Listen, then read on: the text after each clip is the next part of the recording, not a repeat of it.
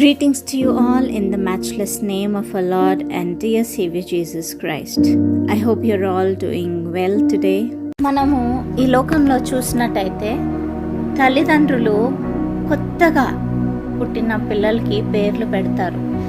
అంటే వారి అపియరెన్స్ బట్టి లేదా వారి క్యారెక్టరిస్టిక్స్ బట్టి దాని ప్రకారంగా పేర్లు పెడతా ఉంటారు తల్లిదండ్రులు. అలాగే పిల్లలు ఎదుగుతున్న కొద్దీ సొసైటీలో ఉన్నవారు ప్రతి ఒక్కరికి ఒక్కొక్క నేమ్ ఇస్తూ ఉంటారు.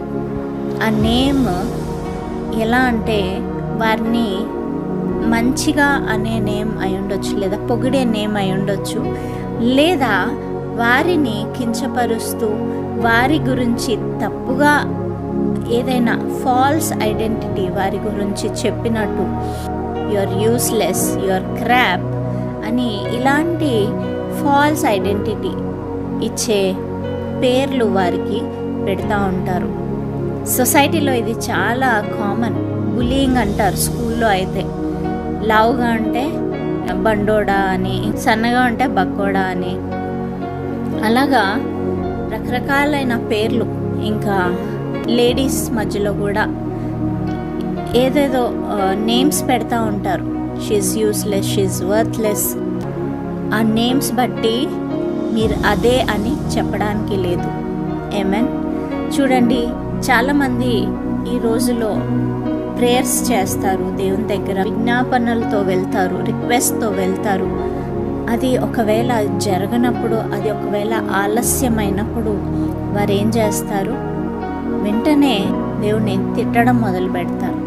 నువ్వు అసలు ఉన్నావా? నువ్వు అసలు నా ప్రార్థనలు వింటున్నావా? నువ్వు అసలు జవాబు ఇవ్వవా? నువ్వు అసలు దేవుడే కాదు అని దేవునికి పేర్లు పెట్టేవాళ్ళు ఉన్నారు. అయితే మనం బైబిల్లో చూస్తే ఒక స్త్రీ దేవునికి పేరు పెట్టింది. హాగారు మరి దేవునికి ఒక ప్రత్యేకమైన పేరు పెట్టింది. అది ఏంటి అంటే ఎల్ రోహి. ఎల్ రోహి అంటే హీబ్రూ బైబిల్లో, హీబ్రూ లాంగ్వేజ్లో ఎల్ రోహి అంటే చూచుచున్న దేవుడు. హాగర్ గురించి మనం చూసినట్టయితే తను ఐగుప్తుకు చెందిన ఒక లేడీ, ఒక ఫుల్లీ గ్రోన్ ఉమెన్ కాదు, కానీ she was a girl when Abraham అలాగే శారై వారి ప్రదేశాన్ని విడిచి ఎప్పుడైతే దేవుడు వారితో చెప్తారో, మీరు మీ అంతా కూడా విడిచిపెట్టి నేను చూపించబోయే ప్రదేశానికి మీరు బయలుదేరి వెళ్ళండి అని అన్నప్పుడు మీరు బయలుదేరి వెళ్తారు. అబ్రమ్, సారై అలాగే లోతు కూడా వెళ్తూ ఉన్నప్పుడు నెగేవ్ అనే ప్రాంతానికి వారు చేరుకుంటారు. మరి lot goes to another side. అయితే నెగేవ్ అనే ప్రాంతానికి వెళ్ళినప్పుడు అక్కడ ఆ ప్రదేశంలో కరువు వస్తుంది కాబట్టి వారు వెంటనే దగ్గరలో ఉన్న ఐగుప్తుకి వెళ్తారు. మరి ఐగుప్తుకి వెళ్ళినప్పుడు శారై గురించి అబ్రామ్ అంటారు, నువ్వు చాలా అందగత్తివి కదా, మరి ఫరో నిన్ను చూస్తే ఖచ్చితంగా నిన్ను తీసుకెళ్ళడానికి ప్రయత్నిస్తాడు, అలాగే నన్ను చంపివేస్తాడు. నువ్వు నా భార్యవని చెప్పొద్దు, నువ్వు నా సిస్టర్ అనే చెప్పు. అప్పుడు నాకు కూడా వారు మంచిగా ట్రీట్ చేస్తారు. మరి ఫరో సైన్యం ఏదైతే ఉందో వారు శారైని తీసుకొని వెళ్ళిపోతారు ఫరో దగ్గరికి. అలాగే అబ్రామ్కి కూడా చాలా మంచి ట్రీట్మెంట్ వారు ఇస్తారు. క్యాటిల్ ఇస్తారు, క్యామల్స్ ఇస్తారు, మెన్ సర్వెంట్, మెయిడ్ సర్వెంట్, స్లేవ్స్గా తనకి కావాల్సిందంతా ఇచ్చేస్తారు. ఎందుకు ఇస్తారు అంటే శారై కోసం. దేవుడు అది చూసి ఏం చేస్తారు, ప్లేగ్స్ని పంపించి అక్కడ ఫరోకి మొత్తం ఒళ్ళంతా కుష్ఠరోగం లాగా వచ్చేస్తుంది. అప్పుడు ఫరో గ్రహించి అబ్రామ్ దగ్గరికి వెళ్ళి ఏమంటాడు, నువ్వెందుకు చెప్పలేదు శారై నీ భార్య అని, నీ సిస్టర్ అని ఎందుకు చెప్పావు? ఇదిగో తీసుకొని వెళ్ళిపో అని చెప్పి శారైని కూడా పంపించేస్తాడు అబ్రామ్తో.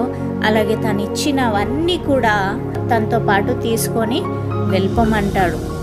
Genesis chapter 16. అలాగే శారై గర్భఫలం దొరకకపోతే తను ఏం చేస్తుంది, వెంటనే తన దగ్గర ఉన్న బానిస హాగర్ని అబ్రాహాంకి ఇచ్చి తిన ద్వారా నువ్వు సంతానంని కనాలి అని చెప్తుంది. హాగర్ గర్భవతి అవుతుంది. గర్భవతి అయిన తర్వాత శారైని చాలా నీచంగా చూస్తుందంట. శారైకి ఎంత బాధ కలిగి ఉంటుందో ఒకసారి ఆలోచించండి. ఇక్కడ హాగర్కి ప్రెగ్నెంట్ అని తెలిసిన వెంటనే తన యజమాని ఒక గొడ్రాలు అన్నట్టు తను ట్రీట్ చేయడం మొదలుపెట్టింది. ఇదంతా ఎవరు చేశారని మనం చూస్తే శారయ్యే కదా చేసింది. శారయ్యే కదా హాగర్ని తీసుకెళ్ళి అబ్రాహాంకి ఇచ్చింది. శారై డిసిషనే కదా ఇది. ఇక్కడ ఆ మాటలు కూడా తనే పడుతుంది. నేను నిన్న ఒక న్యూస్ చూసాను. ఆ న్యూస్లో ఏంటంటే ఒక వ్యక్తి he was going by train, maybe రిలేటివ్సో ఎవరో తెలీదు, ఫ్యామిలీ మెంబర్సో, వారితో పాటు కలిసి ట్రైన్లో ప్రయాణమై వెళ్తున్నప్పుడు ఆంధ్రాలోనే ఒక స్టేషన్ దగ్గర ఆయన టీ కోసం అని అతను దిగాడంట. దిగినప్పుడు ట్రైన్ కదిలి వెళ్ళిపోయింది. తిరిగి వెళ్ళడానికి అతని దగ్గర మనీ కూడా లేదంట. అలాంటి సమయంలో అతను అక్కడే ఉండడం ఒక వ్యక్తి చూసి ఆయన ఏం చేశాడంటే ఆ వ్యక్తిని తీసుకొని వెళ్ళి నేను నిన్ను మీ ఇంటికి చేరుస్తాను అని అబద్ధం చెప్పేసి ఆ వ్యక్తి తీసుకొని వెళ్ళి ఏం చేశాడు, ఆ గొర్రెల కాపరిగా ఆ వ్యక్తిని ఉంచేశాడంట. ఆల్మోస్ట్ 20 years ఆ వ్యక్తిని బానిసలాగా ఉంచేశాడంట. 20 years వరకు అతనికి ఏ మనీ కూడా ఇవ్వకుండా పని చేయించుకున్నాడంట. నాకు చూసినప్పుడు చాలా బాధ అనిపించింది. ఆ వ్యక్తి ఎక్కడో తమిళనాడుకు చెందిన వ్యక్తి మరి ఏదో పని వెతుక్కుంటూ వెళ్తున్నప్పుడు ఇలాగా ట్రైన్ నుండి దిగిపోవడం, బానిసలాగా ఉంచేసుకోవడం, 20 years అతనిది వేస్ట్ అయిపోయింది. ఒకసారి ఆలోచించండి. తమిళ్ లాంగ్వేజ్ కూడా మర్చిపోయాడంట ఆ వ్యక్తి. అసలు చూస్తే ఆ వ్యక్తికి ఏం ఫుడ్ కూడా సరిగ్గా లేనట్టుగా ఉంది. అంత బ్యాడ్గా ఆ వ్యక్తిని ట్రీట్ చేశారు. చాలా బాధ అనిపించింది ఆ వ్యక్తిని చూసినప్పుడు. అయితే ఎవరో అతను ఇక్కడ వాడు కాదు అని తెలుసుకొని పోలీస్కి ఇన్ఫార్మ్ చేస్తే పోలీస్ వచ్చి ఆ వ్యక్తిని తీసుకొని వెళ్ళి ఓల్డేజ్ హోమ్లో ఉంచడం అనేది జరిగింది. ఇప్పుడు అతని రిలేటివ్స్ ఎవరు, అతని ఊరేది అన్నీ తెలుసుకొని అక్కడికి వెళ్ళి తనకు సంబంధించిన వాళ్ళు ఎవరైనా ఉన్నారా అని వెతుకుతున్నారు.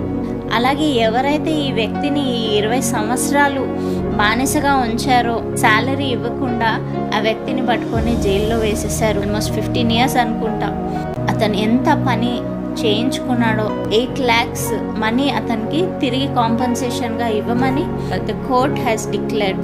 అయితే ఇక్కడ మనం చూస్తున్నాము, హాగర్ ఎప్పుడైతే తన యజమానిని చిన్న చూపు చూస్తుందో శారై వెంటనే అబ్రాహాం దగ్గరికి వెళ్ళి బాధపడుతూ చెప్తుంది, నేనే కదా హాగర్ ద్వారా మనకి వారసులు వస్తారని, ఇప్పుడు తనే నన్ను చాలా హీనంగా చూస్తుంది అని బాధపడుతూ అంటుంది. ఈ పాపం నీ మీదికి వచ్చునుగాక అనేసి అంటుంది. అబ్రాహాం ఏమంటారంటే, షీఈస్ యువర్ మెయిడ్ సర్వెంట్, కాబట్టి నువ్వు డీల్ చేయు, షీఈస్ ఇన్ యువర్ కంట్రోల్. మరి శారై ఏం చేస్తుంది, వెంటనే తనని చాలా హింసించడం మొదలు పెడుతుంది. హాగర్ను ఇల్లు వదిలి పారిపోతుంది. హాగర్ ఎక్కడికి పారిపోతుందంటే ఎడారిలోకి. తను వెళ్తున్నప్పుడు తను ఎక్కడికి వెళ్తుందో తనకు తెలీదు, ఫ్యూచర్ ఏంటో తనకి తెలీదు, తన డెస్టినేషన్ ఏంటో తనకి తెలీదు. అలా వెళ్తూ ఉన్నప్పుడు ఆ ఎడారిలో ఒక ఏంజల్ వెతుక్కుంటూ వెళ్ళింది. ఎవరి కోసం అంటే హాగర్ కోసం. తను చాలా గట్టిగా ఏడుస్తూ ఉంటుంది. మరి ఎడారిలో వెళ్తూ ఉన్నప్పుడు దేవుని దూత ప్రత్యక్షమై అక్కడ తనతో మాట్లాడటం అనేది జరుగుతుంది. దేవుని దూత అడుగుతారు, ఎక్కడి నుండి వస్తున్నావు, ఎక్కడికి వెళ్తున్నావు? నా యజమాని నుండి నేను పారిపోతున్నాను అనే మాట తను చెప్తుంది.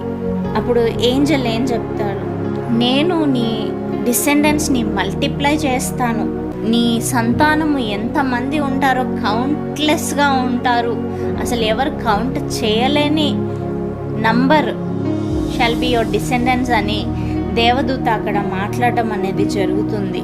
దేవుడు నీ బాధను, నీ వేదనను, నీ రోదనను విన్నారు కాబట్టి you shall call your son Ishmael. Ishmael అంటే ఏంటి అర్థం అంటే గాడ్ హూ హియర్స్. హాగర్ ఒక స్లేవ్ గర్ల్. తనకి మరి దేవదూత ప్రత్యక్షమై తనతో మాట్లాడుతూ తనకి చెప్తున్నారు, ఏ కులంతో సంబంధం లేదు, ఎలాంటి భేదము లేదు దేవునికి. God only sees your heart. నీ విరిగి నలిగిన హృదయం నుండి వచ్చే ఆ వేదనను దేవుడు చూస్తారు. He shall be called a wild man. He shall be against every man. అతన్ని ఎవ్వరు కూడా పట్టుకోలేరు, ఎవరు కూడా అతన్ని కంట్రోల్ చేయలేరు. నిన్ను ఏ విధంగా అయితే మనుషులు కంట్రోల్ చేశారు, ఆ విధంగా మీ అబ్బాయిని ఎవ్వరు కూడా కంట్రోల్ చేయలేరు. అలాగే 13వ వచనంలో మనం చూస్తే ఇక్కడ చాలా ముఖ్యమైన మాట. హాగరు ఇక్కడ దేవునికి పేరు పెడుతుంది. చూచుచున్న దేవుడవు అని దేవునికి పేరు పెడుతుంది. ఎందుకంటే ఆ ఎడారిలో తను ఎక్కడికి వెళ్తుందో తెలీదు, తన గమ్యం ఏంటో తెలీదు, తన పరిస్థితి ఏంటో తనకు తెలీదు, బ్రతుకుతుందో లేదో కూడా తెలీదు. అయినా అక్కడ దేవుని దూత ప్రత్యక్షమై తనతో మాట్లాడడం అనేది జరుగుతుంది. అప్పటి వరకు తను ఎన్ని పేర్లు పెట్టి పిలిచిందో ఆ దేవుణ్ణి, ఎంత శ్రమ పడింది కాబట్టి ఎన్ని తిట్టుకుందో, నువ్వు అసలు ఉన్నావా అని కూడా అని ఉంటుంది. ఎందుకంటే అంత ట్రీట్మెంట్ తను బేర్ చేసింది. సో ఇక్కడ మనం నేర్చుకోవాల్సింది ఏంటి అంటే, మనము ఎలాంటి పరిస్థితి గుండా వెళ్తున్నామో అది దేవునికి తెలుసు. మీ పరిస్థితి ఏంటో దేవుడు చూస్తున్నాడు. దేవుడు మీ మొరను ఆలకిస్తున్నారు, దేవుడు వింటున్నారు. ఇక్కడ నేను చెప్పేది ఏంటంటే, హాగర్ దేవుణ్ణి తెలుసుకున్న వ్యక్తి కాకపోయిండొచ్చు, ఎందుకంటే ఐగుప్తు నుండి వచ్చింది కాబట్టి. అయితే సారై ఎలాంటి వ్యక్తి మనం చూస్తే, Sarai is a woman of God, she is child of God. మరి అబ్రామ్ విశ్వాసం మనం చూస్తే అబ్రామ్లో కొంత విశ్వాసమైన సారైలో ఉంటుంది కదా. ఇప్పుడు కొద్ది సంవత్సరాల్లోనే హస్బెండ్ వైఫ్ చూస్తే ఒకరిలాగా ఒకరు ఉంటారు కదా. కొద్ది సంవత్సరాల్లోనే వారి ఫేసెస్లో కూడా వీ కెన్ సీ వారు ఒకరిలాగా ఒకరు మారిపోతూ ఉంటారు. సో అబ్రామ్లో ఉన్న విశ్వాసం ఏదైతే ఉందో అది సారైలో కొంత కూడా లేదా చెప్పండి. అయినా కూడా తను ఓన్ డెసిషన్ తీసుకుంది. ఏం చేసింది? హాగర్ని అబ్రామ్ దగ్గరికి పంపించింది, తన ద్వారా సంతానం కావాలని. పోనీ ఒక తప్పు చేసింది, ఓకే, పొరపాటు జరిగిపోయింది అనుకోవచ్చు. కానీ మరలా ఎప్పుడైతే హాగర్ తనని చిన్న చూపు చూస్తుందో ఓర్చుకోలేదు. వెంటనే ఏం చేస్తుంది? తనని తొక్కివేయడానికి చూస్తుంది. చాలా బాధ పెడుతుంది, హింస పెడుతుంది, టార్చర్ పెడుతుంది. ఇలా చేస్తున్నప్పుడు how can a person bear that? మనల్ని ఒక్క మాట అంటే మనం తట్టుకుంటామా, ఊరుకుంటామా? తను కూడా ఒక మనిషే కదా. హాగర్ని అంతలాగా ట్రీట్ చేసింది కాబట్టి తను పారిపోవడానికి సిద్ధపడిపోయింది. ప్రెగ్నెంట్గా ఉన్నప్పుడు ఎంత రిస్క్ చేసింది తన లైఫ్లో. తను ఎడారి అంట, ఎక్కడికి వెళ్ళినా తను చేరుకుంటుందో లేదో కూడా తెలీదు. ఒక అన్యురాలు ఇలా చేసింది, ఏదో కించపరిచి మాట్లాడిందో, కించపరిచి ఆలోచించిందో అంటే అది వేరు. కానీ దేవునిని తెలుసుకున్న స్త్రీ, దేవునిని నమ్ముకున్న స్త్రీ, దేవుని విశ్వాసంలో ఉన్న స్త్రీ ఎలాగ ఇలా చేయగలుగుతారు? ఈరోజు చాలామంది పాస్టర్స్లో కూడా ఇలా ఉన్నారు. ఇతరులను కించపరిచి మాట్లాడడం, ఇతరులను టార్చర్ పెట్టడం. హాగర్ కన్నీటిని ఎలా అయితే దేవుడు చూసి హాగర్ని ఎలా అయితే దేవుడు ఆశీర్వదించాడో అదే రీతిగా ఒకవేళ మనము ఆశ్రమ గుండా వెళ్తున్నామంటే మన కన్నీటిని దేవుడు చూస్తున్నాడు. ఎవరైనా మనల్ని కించపరిచి మాట్లాడుతున్నట్టయితే దేవుడు చూస్తున్నాడు. అదే రీతిగా ఒకవేళ మనము ఎవరినైనా కించపరుస్తున్నాం, మనం ఎవరినైనా టార్చర్ పెట్టడం ట్రై చేస్తున్నామంటే అది కూడా దేవుడు చూస్తున్నాడు. సో ఇక్కడ 2 విషయాలు నేను చెప్తున్నాను. మనల్ని ఎవరైనా బాధ పెడుతున్నట్టయితే దేవుడు మనల్ని ఆశీర్వదిస్తాడు అని నమ్మండి. ఇక్కడ హాగర్ని ఎలా అయితే మల్టిట్యూడ్స్ ఆఫ్ డిసెండెంట్స్ ఇస్తాను అని ఆశీర్వదించారో అది చిన్న విషయం కాదు. ఒక పని చేసే అమ్మాయికి ఇంత గొప్ప ఆశీర్వాదం దేవుడిచ్చారు. సో దేవుడు మనలో చూడాల్సిన క్వాలిటీ ఏంటంటే, ఒకవేళ మనల్ని ఎవరైనా తప్పుగా అంటే వెంటనే రియాక్ట్ అవ్వద్దు. Because that is not God's quality, that is not God wants you to be. దేవుడు మనతో ఏమంటున్నారు? We should love others like we love ourselves. We should love others like God loved us.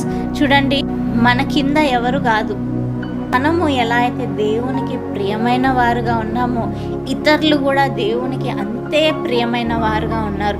ఒకవేళ మిమ్మల్ని కించపరిచి మాట్లాడినా సరే, ఒకవేళ మిమ్మల్ని ఇబ్బంది పెట్టే పరిస్థితులు వారు చేసినా సరే, దానికి తీర్పు ఎవరికి? మనకా వాళ్ళకా? వాళ్ళకి. కాబట్టి ప్రార్థన చేసి వారిని దేవుని సన్నిధిలో ఆ భారాన్ని విడిచిపెట్టండి. God sees your broken heart. నీ హృదయం నుండి, నీ విరిగి నలిగిన హృదయం నుండి వచ్చే ఆ కన్నీటిని, ఆ వేదనను, ఆ బాధను దేవుడు చూస్తున్నాడు. If you approach God, that is the right thing. కానీ దేవుని దగ్గరికి వెళ్లకుండా ఇక్కడ శారా ఎలా అయితే తనకి నచ్చినట్టుగా ఎలా అయితే చేసిందో, first of all she did a mistake. Second thing, again she did a mistake by trying to control her maid servant Hagar, trying to oppress her, trying to make her feel bad. ఒక ప్రెగ్నెంట్గా ఉన్న స్త్రీని, ఒక వ్యక్తిని మనం బాధ పెడితే అది దేవుడు చూస్తాడు. అదేవిధంగా మనల్ని ఎవరైనా బాధ పెడితే అది కూడా దేవుడు చూస్తాడు. మనము పరిశుద్ధంగా ఉండాలని దేవుడు కోరుతున్నాడు. ఆయన స్వరూపంలో మనం మార్చబడాలి అంటే we should become like God. ఎందుకంటే దేవుని ఎదుట తీర్పు దినాన మనం జవాబు చెప్పగలిగే స్థితిలో మనం ఉండాలి. ప్రతిదినం మనల్ని మనం పరిశోధించుకుందాం. ఎందుకంటే తీర్పు దినం చాలా సమీపంలో ఉంది. రేపు మనం కళ్ళు తెరుస్తామో తెరవమో కూడా తెలియదు. సమయం ఉన్నప్పుడే మనం జాగ్రత్త పడదాం. ఎవరైనా ఒక మాట అంటే వెంటనే రియాక్ట్ అవ్వద్దు. కానీ దేవుని దగ్గరికి వెళ్ళండి. మీ ఓన్ డెసిషన్స్ తీసుకోకుండా దేవుడిని అడగండి, ప్రభా నేనేం చేయను. మీ బాధ అంతా ఆయన దగ్గర కుమ్మరించండి. అంతేగాని రియాక్ట్ అవ్వద్దు. దేవుడు మనందరితో మాట్లాడారని నేను నమ్ముతున్నాను. ఈ మనం విన్న వాక్యాన్ని మన హృదయాల్లో మనం భద్రపరచుకుందాము. And let us live a good life in front of God and in front of people. Amen. May God bless you all.